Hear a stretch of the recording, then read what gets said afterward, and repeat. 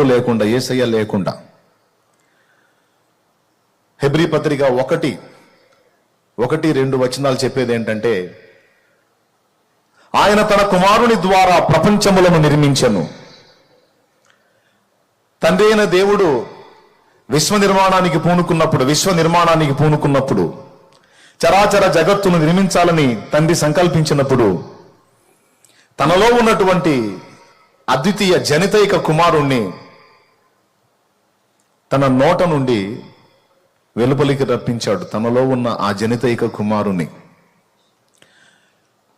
ఆయన నోట నుండి పుట్టినవాడు తండ్రి అయిన దేవుని వాక్కు. ఆది యందు వాక్యం ఉండెను, వాక్యము దేవుని యొద్ద ఉండెను, వాక్యము దేవుడై ఉండెను. 14వ వచనం యోహాను సువార్త 1:14, ఆ వాక్యము శరీరధారి అయి కృపా సత్య సంపూర్ణుడుగా మన మధ్య నివసించనన్నాడు. ఈ చరాచర జగత్తు ఏది నిర్మించక మునుపు తండ్రి, కుమార, పరిశుద్ధాత్మ ముగ్గురు ప్రత్యేకమైన వ్యక్తులైనప్పటికీ అభిప్రాయములోను, ఆలోచనలోను, వ్యవహారములోను, ప్రవర్తనలోను సమస్తములో ఏకత్వం ఉన్నందున ముగ్గురు వేరువేరు వ్యక్తులైనప్పటికీ ముగ్గురు దేవుళ్ళు అని లేఖనం చెప్పలేదు. దేవుడు ఒక్కడే అని చెప్పింది.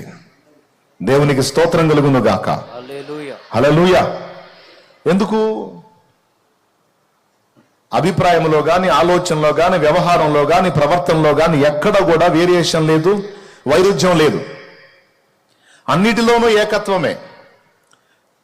గనుక ఇక ముగ్గురున్నా, 30 మంది ఉన్నా, 300 మంది ఉన్నా, 3 కోట్ల మంది ఉన్నా, 3 లక్షల కోట్లు ఉన్నా సరే ఒక్కడితో సమానమే. అందుకే దేవుడు ఒక్కడే అని చెప్పింది పరిశుద్ధ గ్రంథం. వాస్తవంగా దేవుడు ఒక్కడే.